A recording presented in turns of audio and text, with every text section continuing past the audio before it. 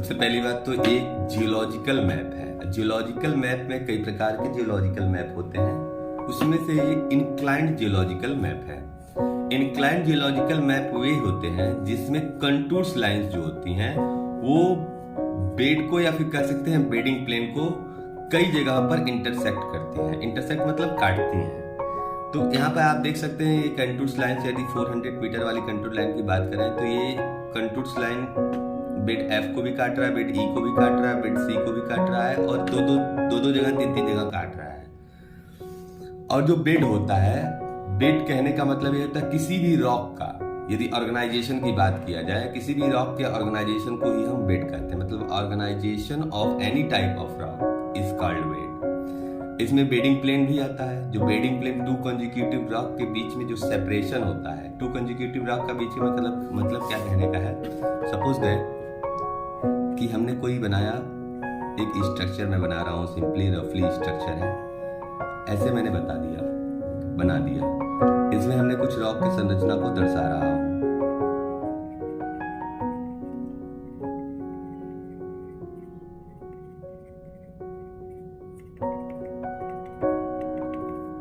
ये रॉक का संरचना है, ये अलग प्रकार का रॉक है, ये एक अलग प्रकार का रॉक है, ये एक अलग प्रकार का रॉक है। यदि मैं बात करूं यहाँ से यहाँ तक तो ये बेड होगा, यहाँ से यहाँ तक एक अलग बेड होगा, यहाँ से यहाँ तक एक अलग बेड है। नाम मैं देता हूँ ए, बी और सी। सपोज दैट ये ए बी सी एक क्या है, ये बेड है। इन दो बेड को मान लो सपोज दैट ये एक बेड है, एक ये बेड है, इनको सेपरेट करने वाली ये एक रेखा, एक लाइन है, एक प्लेन है। इसी प्लेन को हम क्या कहते हैं, बेडिंग प्लेन कहते हैं। क्या कहते हैं, बेडिंग प्लेन कहते हैं। समझ में आया होगा।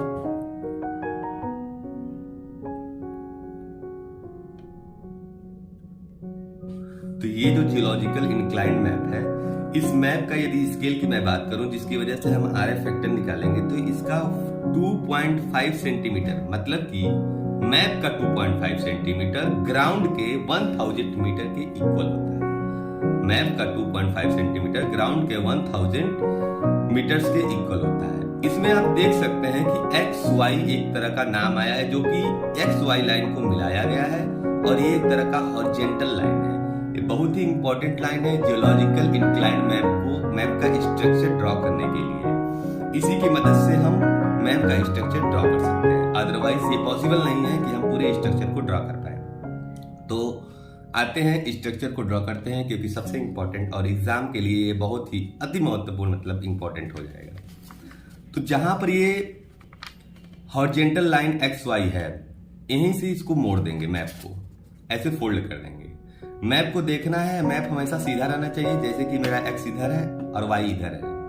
आपका भी एक्स इधर होना चाहिए, वाई इधर होना चाहिए। ऐसा नहीं कि इसको ऐसे पलट दें, वाई इधर हो गया, एक्स इधर हो गया, तो आपका स्ट्रक्चर बिल्कुल उल्टा बन जाएगा, जिसकी वजह से आपको नुकसान हो सकता है एग्जाम में। तो हम मेजर करेंगे, स्केल से मेजर कीजिए या फिर इस मैप को ही ऐसे ही रख लीजिए, इस तरीके से सीधा रख लेना है, या तो स्केल का यूज करके आप इसको मेजर कर लेंगे।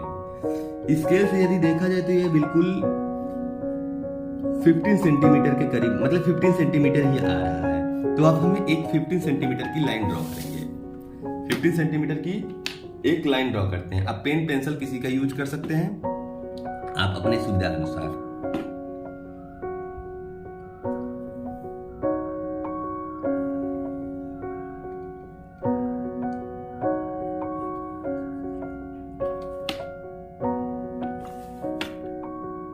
ये 15 सेंटीमीटर की लाइन ड्रॉ हो गई।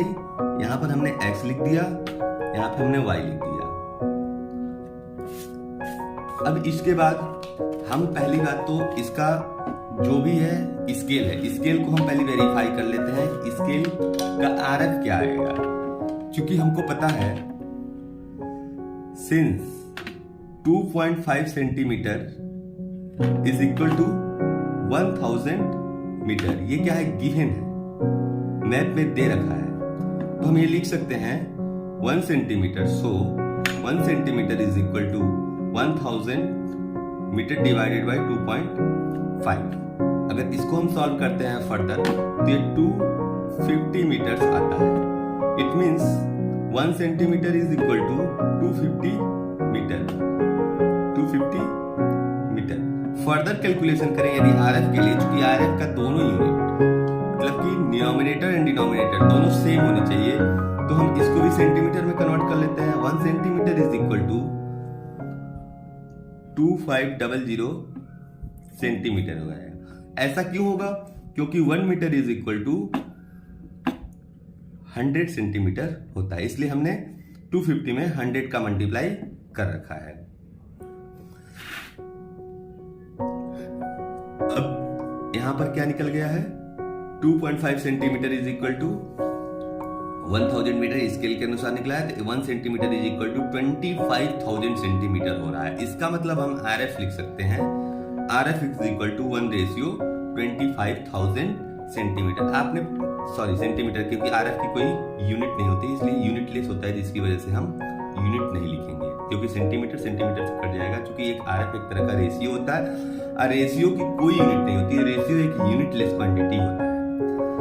और RF निकालना मैं बताने की ना कोशिश करूं तो ही सही है, क्योंकि RF आपने पहले ही सेमेस्टर में पढ़ रखा है। वैसे RF इज इक्वल टू होता है map distance divided by the actual ground distance.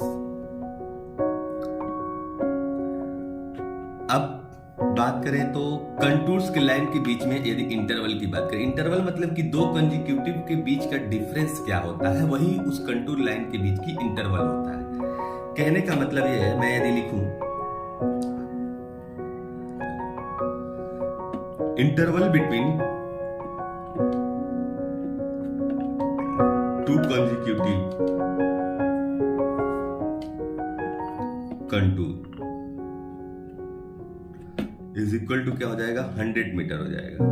100 metre अब किसी भी टू कंजिक्यूटिव कंटूर के बीच में, जैसे कि यदि मैप को देखा जाए तो हम कह सकते हैं 500 मीटर है और ये क्या है 400 है। ये दोनों कंजिक्यूटिव मतलब लगातार कंटूर्स की बात हो रही है। किसी भी प्रकार में कंजिक्यूटिव नंबर की बात हो, कंजिक्यूटिव एलिमेंट की बात हो,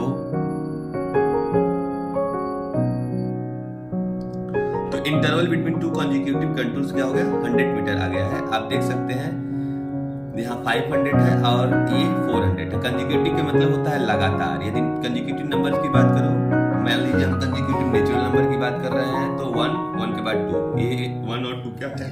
दो कंजिक्यूटिव नेचुरल नंबर। उसी प्रकार से कंजिक्यूटिव कंटूर्स की बात करें तो लगातार दो आने वाली कंटूर्स को हम कंजिक्यूटिव कंटूर्स लाइंस कहते हैं।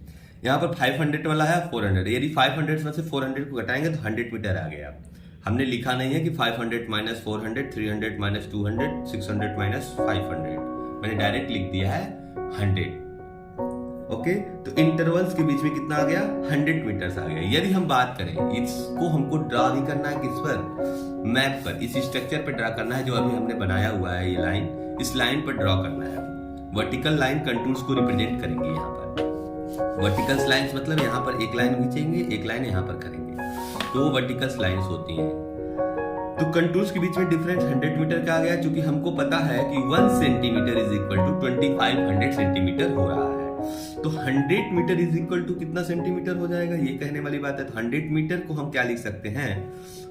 10,000 सेंटीमीटर भी हम लिख सकते हैं। 100 metre is equal to 10,000 centimetre, because 1 metre is equal to 100 centimetre. It means 100 centimetre is equal to 100 multiply 100 is equal to 10,000 centimetre. यदि हम बात करें इस 10,000 सेंटीमीटर को हम स्केल मैप पे बनाने के लिए उसको कन्वर्ट किया जाए तो हम RF से मल्टीप्लाई करेंगे। किससे? RF से मल्टीप्लाई करेंगे। हम करेंगे गैप बिटवीन, क्या? Gap between two consecutive contours, to consecutive contours on map structure, on map structure, on map structure is equal to 1/25,000, ये हो गया RF मल्टीप्लाई बाई 10,000 सेंटीमीटर। यदि इसको हम सॉल्व करते हैं फर्दर तो ये आपका आता है 0.4 सेंटीमीटर के इक्विवेलेंट। 0.4 सेंटीमीटर के बराबर आता है, ना कि इक्विवेलेंट आता है। 0.4 सेंटीमीटर को यदि हम mm में कन्वर्ट करें तो ये हो जाएगा 4 mm। क्यों ऐसा होगा? क्योंकि हम ये जानते हैं 1 centimetre is equal to 10 mm होता है। ये हमें पता है। तो 0.4 centimetre is equal to 0.4 multiply by 10 is equal to 4 mm के बराबर आ जाएगा। इसका मतलब ये है दो कंजिक्यूटिव लाइंस के यानी वर्टिकल लाइंस में, यहाँ पे जो वर्टिकल लाइंस हम ड्रा करेंगे उसमें डिफरेंस कितने का होगा, उसमें डिफरेंस 4 mm का होगा। तो हम अपना स्केल लेंगे, ये छोटा वाला जिसके पास होगा छोटा वाला लेगा, जिसके पास बड़ा वाला होगा वो बड़ा वाला लेगा। स्केल के मेजरिंग में किसी भी प्रकार की कोई गलती कोई त्रुटि नहीं होनी चाहिए, नहीं तो आपका मैप का डिजाइन गलत हो जाएगा। ध्यान देने वाली बात है कि 4 mm is equal to 1 contour line हो रही है, मतलब 100 मीटर की कंटूर लाइन को हम रिप्रेजेंट कर रहे हैं। यहाँ पे 200 से चालू है, 600 तक चल रहा है। तो कोशिश हम करेंगे 700 800 तक कंटूर्स को रिप्रेजेंट करने का कोशिश करेंगे। आप जितना मन करे उतना कर सकते हैं, बस जितना जरूरी होता है उतना हमको करना चाहिए। मैप को हम हटाते हैं और यहाँ पर लाइन हम वर्टिकल लाइन को ड्रॉ करते हैं। आप कोशिश कीजिएगा प्रोटेक्टर की मेजरमेंट से 90 डिग्री का एंगल ड्रॉ कीजिएगा। 90 डिग्री का एंगल ही वर्टिकल लाइन को अच्छे तरीके से रिप्रेजेंट। ये रहा आपका प्रोटेक्टर। प्रोटेक्टर एक ऐसी यंत्र होती है जिसकी वजह से हम एंगल मेजरमेंट करते हैं। तो हम 90 डिग्री का एंगल बनाते हैं, ऐसे मेजर करेंगे, आप देख सकते हैं। आशा करता हूं सभी को प्रोटेक्टर से एंगल मेजरमेंट करने आता ही होगा। प्रोटेक्टर से यदि मेजर करें तो हम मार्क करते हैं 90 डिग्री आ गई। तो इसी को इन दोनों पॉइंट को यदि हम मिलाते हैं तो एक लाइन का निर्माण होता है। किसी भी दो पॉइंट को यदि मिलाते हैं तो लाइन का निर्माण होता है। चूंकि हमको एक वर्टिकल लाइन की जरूरत थी, जिसकी वजह से हमने क्या किया, एक 90 डिग्री वाले एंगल को मिलाया, 90 डिग्री वाले पॉइंट को मिलाया हुआ। ऐसे ही यहाँ पे भी कर ले रहे हैं। वीडियो कुछ लंबी हो रही है, इसके लिए आप पैनिक मत होइएगा, क्योंकि आपको डिटेल एक्सप्लेनेशन मिल रहा है। आप देख सकते हैं 90 डिग्री की वर्टिकल लाइन दोनों एक बराबर लाइन बन चुकी है लगभग। अब हम ड्रॉ करेंगे 800 कंटूर तक के डिस्टेंस को रिप्रेजेंट करेंगे। यहाँ पर 800 कंटूर तक के डिस्टेंस को, 800 मीटर कंटूर तक के डिस्टेंस को रिप्रेजेंट करेंगे। तो 1 कंटूर के लिए 4 mm की जरूरत पड़ रही है। यदि 1 कंटूर के लिए 4 mm की जरूरत पड़ रही है तो 8 कंटूर के लिए 32 mm की जरूरत पड़ेगी। तो 32 mm मतलब कि 3.2 सेंटीमीटर। 3.2 सेंटीमीटर आपका यहाँ तक हो जा रहा है। देखा जाए तो यहाँ तक आपका हो जा रहा है।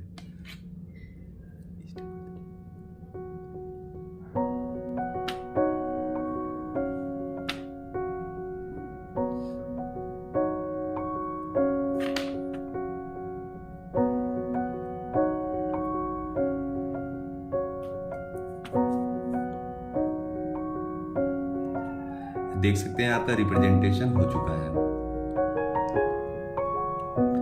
यहाँ पर इन दोनों के बीच में, इन दोनों के कंटूर के बीच में 4 mm की गैपिंग है। इन दोनों कंटूर के बीच में 4 mm की गैपिंग है। इन दोनों कंटूर के बीच में 4 mm की गैपिंग है। सभी इसमें सभी देख सकते हैं 4-4 mm की गैपिंग मिलेगी। इधर भी आपको 4-4 mm की गैपिंग मिलेगी। हमने पहले किया, इस 100 को नहीं लिखा। क्यों नहीं लिखा? क्योंकि ज्यादा नजदीक होने की वजह से आपका ग्राफ अच्छा नहीं दिखेगा। और यहाँ पर एक एरो का मार्क आप जरूर लगाइएगा। एरो का मार्क लगाना बहुत इंपॉर्टेंट है, क्योंकि ये लाइन होती है। लाइन किसी भी डायरेक्शन में, in both direction, infinitely increase कर सकती है, एक्सटेंड कर सकती है। इसका कोई एंड पॉइंट नहीं होता है। तो ये क्या है, सभी के बीच में 4-4 mm की गैपिंग है। आप ये मेजर करके भी कर लीजिएगा। यहाँ पर आपको मैं एक जगह पर मेजर करके आपको दिखा भी देता हूँ। ये आप देख सकते हैं कि 4 mm की गैपिंग आ रही है। हो सकता है शायद न दिख रहा हो बढ़िया से, बट ये 4 mm की गैपिंग है। इस बात को आप मानिए, न भी माने तो आप अपना सही कीजिएगा। आप 4 mm की ही रखिएगा। स्केल के अकॉर्डिंग, मैप की स्केल के अकॉर्डिंग ये गैपिंग बदल सकती है अलग अलग मैप के लिए। तो हमारा क्या था, यही था आपका जियोलॉजिकल मैप। ये था क्या, जियोलॉजिकल मैप। यहाँ पे जो इंडेक्स रिप्रेजेंट कर रहा है, ये इंडेक्स क्या है, ये इंडेक्स बेसिकली बेड को रिप्रेजेंट कर रहा है। बेड ए, बेड बी, बेड सी, बेड डी, बेड ई, बेड एफ। ऐसे कभी कभी ऐसा हो सकता है कोई जियोलॉजिकल मैप मिले, कोई भी जियोलॉजिकल, फोल्ड जियोलॉजिकल मैप मिले, हॉरिजॉन्टल जियोलॉजिकल मिले, जियोलॉजिकल मैप मिले, इंक्लाइंड जियोलॉजिकल मैप मिले। हो सकता है उसमें कुछ सिंबल से रिप्रेजेंट करते हैं। में भी ऐसा भी हो सकता है कि ए को रिप्रेजेंट कर दिया इस तरीके से कुछ करके, बी को रिप्रेजेंट कर दिया कुछ इस तरीके से करके, सी को रिप्रेजेंट कर रहा है कुछ इस तरीके से करके, डी को रिप्रेजेंट कर रहा है मान लीजिए कुछ ऐसे ऐसे करके रिप्रेजेंट कर दे रहा हो, और ई को रिप्रेजेंट कर रहा है कुछ ऐसे ऐसे करके। भी रिप्रेजेंट करता है, कोई भी रिप्रेजेंटेशन यहाँ पर यूज किया जा सकता है। और एफ को हो सकता है कुछ ऐसा रिप्रेजेंटेशन कर दे, यहाँ पर कोई भी रिप्रेजेंटेशन किया जा सकता है, बस डिफरेंट दिखना चाहिए। तो जो रिप्रेजेंटेशन जैसे करेगा उसको हम यहाँ पर ड्रॉ करेंगे, बट इसमें कोई रिप्रेजेंटेशन नहीं है, ABCDEF लिखा गया तो हम ABCDEF अपना लिखेंगे। बात करते हैं, सबसे पहले हम क्या करेंगे, इसको फोल्ड करेंगे जैसे हमने फोल्ड किया था। यहाँ पर आपको XY दिख रहा है, यहाँ पर ये हॉरिजॉन्टल लाइन आपको दिख रही है, जहाँ फोल्ड चूंकि आपने हॉरिजॉन्टल लाइन से किया है तो हॉरिजॉन्टल लाइन को ही देखेंगे, इधर X है मेरा, इधर Y है। यही चीज नहीं भूलना, यदि यही चीज आप भूल गए तो आपका मैप 110% गारंटी है कि गलत हो जाएगा। इसलिए समझने वाली बात है कि यहाँ पर एक बार मैं फिर से ओपन करता हूं कि ये 200 वाला कंटूर्स है, ये 300 वाला कंटूर्स है। आप एकदम साफ तरीके से देख सकते हैं कि ये आपकी हॉरिजॉन्टल लाइन है। ये हॉरिजॉन्टल लाइन जो है इस कंटूर्स को नहीं काट, ये जो 200 वाला जो कंटूर है ये हॉरिजॉन्टल लाइन को नहीं काट रही है। 200 वाला जो कंटूर है ये हॉरिजॉन्टल लाइन को कहीं पर भी कट नहीं कर रही है, पूरे मैप में आप देख सकते हैं। बात करें 300 वाले की तो 300 वाला एक जगह कट कर रहा है, 400 वाला भी। मैं बात किसकी कर रहा हूँ, हॉरिजॉन्टल लाइन की बात कर रहा हूँ। बेड को मत देखने लगिएगा कि कहां कहां कट कर रहा है, हॉरिजॉन्टल लाइन की बात कर रहा हूं तो हॉरिजॉन्टल लाइन को ही देखना है। आप देख सकते हैं कि हॉरिजॉन्टल लाइन 300 वाले कंटूर जो है एक बार काट रहा है, 400 वाला भी एक बार काट रहा है, 500 वाला भी एक बार काट रहा है, 600 वाला भी एक बार काट रहा है। एक चीज मैंने बताना भूल गया जो कि बहुत ही इंपॉर्टेंट है इसका स्लोप निकालने के लिए, मतलब ग्रेडियंट या फिर स्लोप कह सकते हैं। ठीक है, हमको देखना है कि ऐसा कौन सा बेड है, ऐसा कौन सा बेड है, या फिर कह सकते हैं कि कोई एक बेड जिसको दो अलग अलग कंटूर्स लाइन काट रही हो, कोई एक बेड जिसको दो अलग अलग कंटूर्स लाइन काट रही है। मैं देख सकता हूं कि ये जो बेड F है, बेड E है, ये बेड E यहाँ पर है, ये बेड E वाली जो बेडिंग प्लेन की ये लाइन है, इसको 500 वाला भी कंटूर काट रहा है और 400 वाला भी कंटूर काट रहा है। तो ये कंटूर किसी न किसी दो अलग अलग एक ही बेड को काट रहा है, एक कंटूर लाइन किसी एक बेड को दो अलग अलग पॉइंट पे काटा। जैसे 500 वाला देखा जाए तो एक वहां पॉइंट है, एक यहाँ पॉइंट है, दोनों जगह पर कट कर रहा है। तो इन दोनों पॉइंट को हम क्या करेंगे, जोड़ देंगे, आपस में मिला देंगे, कंस्ट्रक्ट कर लेंगे एक लाइन। उसी प्रकार से इसी बेड को हम फिर से देखेंगे, इसी बेड को कौन सी लाइन काट रही है कंटूर्स की, 400 मीटर वाली काट रही है। 400 मीटर वाली भी एक यहाँ पे काट रही है, एक यहाँ पे काट रही है। आप कोई भी कहीं भी ले सकते हैं, आप कोशिश कीजिएगा कि वो वाला लीजिए जिसमें मैक्सिमम डिस्टेंस आपको इन दोनों लाइन के बीच में मिले, ताकि आपका एंगल अच्छे से मेजरमेंट हो सके। देख सकते हैं यहाँ पे इन दोनों को मिला लिए। अब इन दोनों का हम मेजरमेंट कर लेंगे, कितने डिस्टेंस का है। हमने यहाँ पे एक लाइन खींची, इसको मेजर किया यदि, तो ये लगभग आ रहा है 1.25 सेंटीमीटर के बराबर आ रहा है, 1.25 सेंटीमीटर के बराबर आ रहा है। ये चीज आप मैप में भी खींच सकते हैं, बाकी हम मैप के बाहर बताने की कोशिश कर रहे हैं। 1.25 सेंटीमीटर की ये लाइन आई थी, तो एक हम सीधी लाइन खींचेंगे 1.25 सेंटीमीटर की। कैसी लाइन, सीधी लाइन यहां पे खींचेंगे 1.25 सेंटीमीटर की।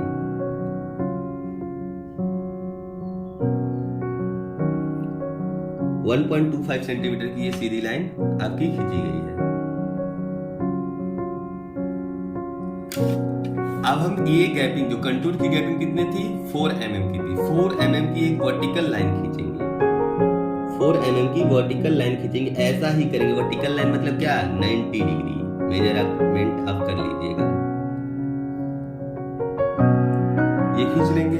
अब यहाँ पर एक पॉइंट ये है, एक पॉइंट ये है, इन दोनों पॉइंट को हम मिला देंगे।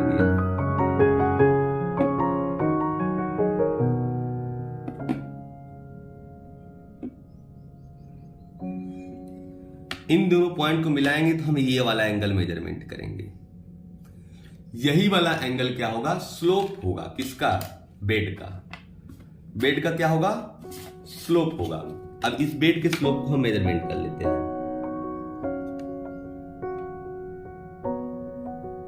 4 ये लगभग लगभग क्या एक्यूरेट 20 डिग्री आ रहा है, एक्यूरेट 20 डिग्री आ रहा है। हो सकता है स्केलिंग में यदि कोई दिक्कत हो तो ये अलग अलग आ सकता है, लेकिन कोशिश कीजिएगा कि ये एक्यूरेटली आए। ये 20 डिग्री का आ गया, दिख नहीं रहा होगा, मैं बड़े अक्षर में लिख देता हूँ यहाँ पर 20 डिग्री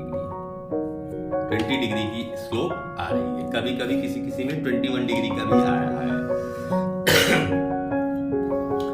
अब ये जो डिग्री आया हुआ है, इस डिग्री को हम कहाँ रिप्रेजेंट करेंगे? इस कॉर्नर पे रिप्रेजेंट करेंगे, ना कि इस कॉर्नर पे। इस कॉर्नर पे हम रिप्रेजेंट करेंगे, स्लोप इधर ही है। देखते हैं, सबसे पहली बात हम 20 डिग्री मेजर कर लेते हैं।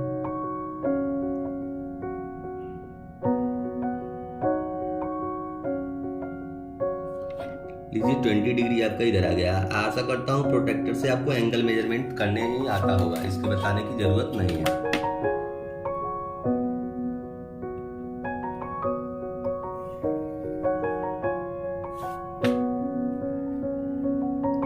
लीजिए 20 डिग्री का ये लाइन बन गई, 20 डिग्री का एंगल बन गया। अब हम क्या करेंगे? कंटूर्स कहाँ कहाँ कट कर रहे हैं। सबसे पहली बात तो 200 वाला कंटूर्स कहीं भी हॉरिजॉन्टल लाइन को कट नहीं कर रही है, हमने पहले ही बता रखा है।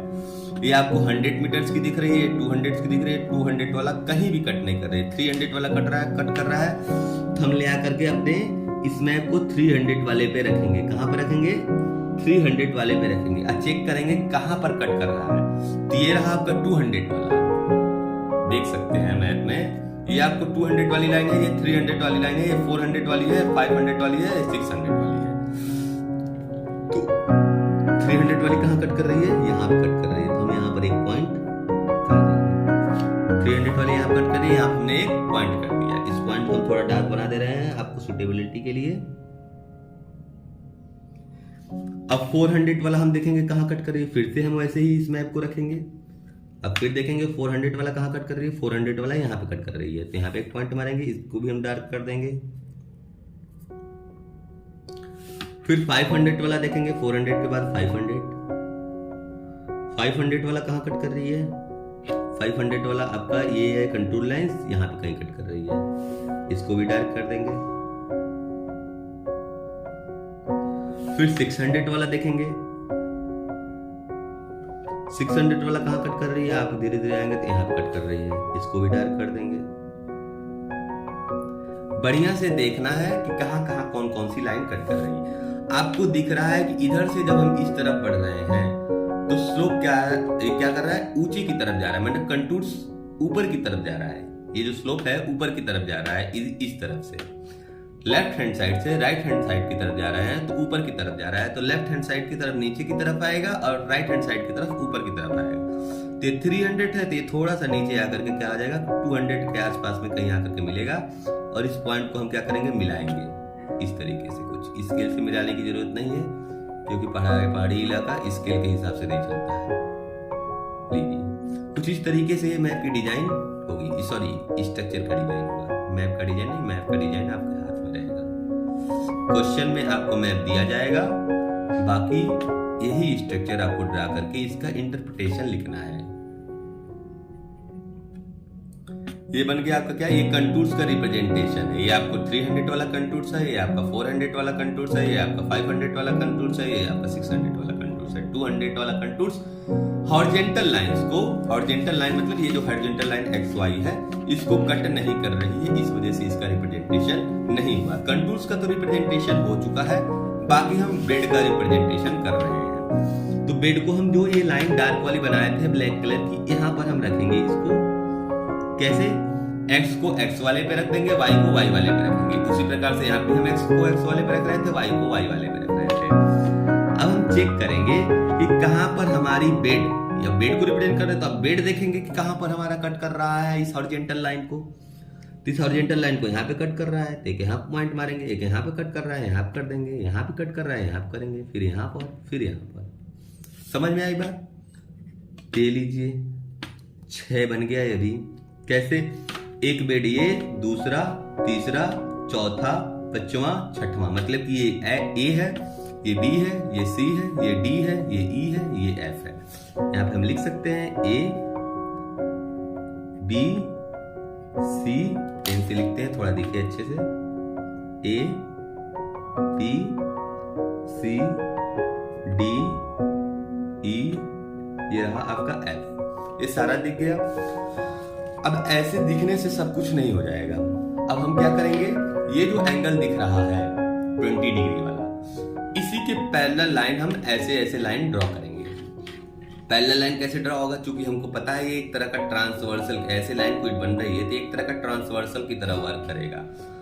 और ट्रांसवर्सल में जो अल्टरनेट एंगल, ये एंगल और ये एंगल जो यहाँ पे बनाएंगे ये लाइन, इन दोनों एंगल का मेजरमेंट बराबर होता है, एक दूसरे की लाइन पैरेलल होती है। यानी ये 20 डिग्री का है तो यहाँ पे हम एंगल 20 डिग्री मेजरमेंट करके बनाएंगे तो पैरेलल लाइन आएगा। जैसे आपको दिखाता हूँ, पैरेलल लाइन वे लाइन होती है कि उसको कितना हूँ आगे बढ़ा लिया जाए, इनफाइनाइट तक बढ़ा लिया जाए, लेकिन वो क्या करती है, कभी एक दूसरे को इंटरसेक्ट नहीं करती है। उन दोनों के बीच की जो गैपिंग होती है वो हमेशा एक कांस्टेंट होती है, इक्वल होती है।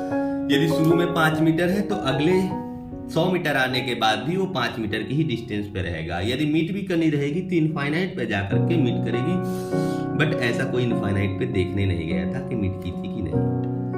आप देख सकते हैं ये 20 डिग्री वाला हमने बनाया। अब 20 डिग्री वाला बनाया तो कहाँ से बनाया था, इस वाले पॉइंट से बनाया था। इस वाले पॉइंट से बनाया था तो हम इन दोनों को क्या करेंगे, मैच कर देंगे, मिला देंगे।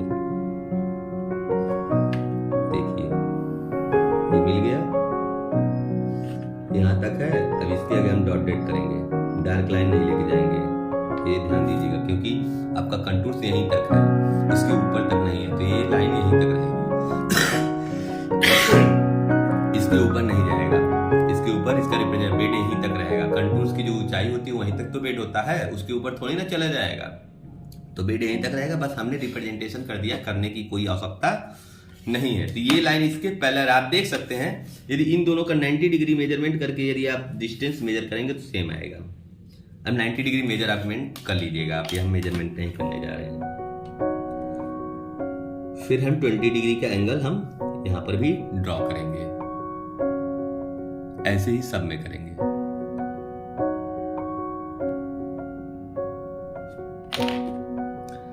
देखिए इसको हम डार्क कर दे रहे हैं ब्लैक कलर के पेन से, ताकि आपको साफ साफ दिखे। क्योंकि आप जब एग्जाम में बनाएंगे तो पेन का यूज ना ही कीजिएगा तो ही सही है, क्योंकि कभी भी फिगर हम पेन से नहीं बनाते हैं, पेंसिल से ही यूज करते हैं। बस आपको समझने के लिए हमने डार्क कर रखा है, बाकी कोई आवश्यकता नहीं है इसको डार्क करने की। एग्जामिनर को साफ साफ दिखेगा, आपको वीडियो में दिखे, इस वजह से हमने इसको डार्क किया हुआ है। सारे 20 डिग्री के एंगल पे बनाए हुए हैं, और 20 डिग्री के एंगल पे बनाने से ही ये इस लाइन के पैरेलल होगी जो 20 डिग्री का हमने इस कॉर्नर पे बनाया था शुरू में ही। लीजिए आपका ये बेड बन करके तैयार हो गया है। अभी हमने बताया था क्या, यहाँ पर यदि कुछ ऐसे रिप्रेजेंटेशन होते हैं मैप में इस तरीके के जो ABC जो DEF रिप्रेजेंटेशन है, इसमें तो A कर दिया, B कर दिया, C कर दिया, D कर दिया, E एंड F कर दिया हुआ है। लेकिन यदि ऐसा रिप्रेजेंटेशन है, कुछ मान लीजिए A की जगह पे ये कर दिया गया, B की जगह पे ये कर दिया गया, C की जगह पे ये वाला कर दिया, D का ये ऐसे, E और F का ऐसे कर दिया है, तो इसके बीच में A के जगह पर यदि A वाला किया है तो A वाले में हम क्या करेंगे, ऐसे भर देंगे जैसे ये किया गया है। B वाले में A वाला किया है तो B वाले में भी हम ऐसे करके डॉट भर देंगे। C वाले में यदि ऐसे किया है तो C वाले में ऐसे कर देंगे। D वाले में ऐसे किया है तो D वाले में भी ऐसे कर देंगे। E वाले में ऐसे किया है तो इसको पॉइंट मतलब गोला कर देंगे। F वाले में ऐसे किया तो F वाले में ऐसे कर देंगे। ये वाला F है, ये E है, ये D है, ये B है, ये C है, ये B है, ये A है। ये जो A B C D E F है, ये क्या है, मैं फिर से बताता हूँ, ये एक तरह का बेड होता है। बेड क्या होता है, organisation of any type of bedding plane क्या होता है, दो कंसेक्यूटिव ब्लॉक को सेपरेट करने वाली इंटरफेस या फिर प्लेन को हम क्या कहते हैं, बेडिंग प्लेन कहते हैं। वीडियो तो बहुत लंबा हो गया है, बट यही इसका स्ट्रक्चर है। इसका इंटरप्रिटेशन आपको एग्जाम में लिखना होगा। एग्जाम के लिए अगले इंटरप्रिटेशन के लिए अगले वीडियो का इंतजार करें।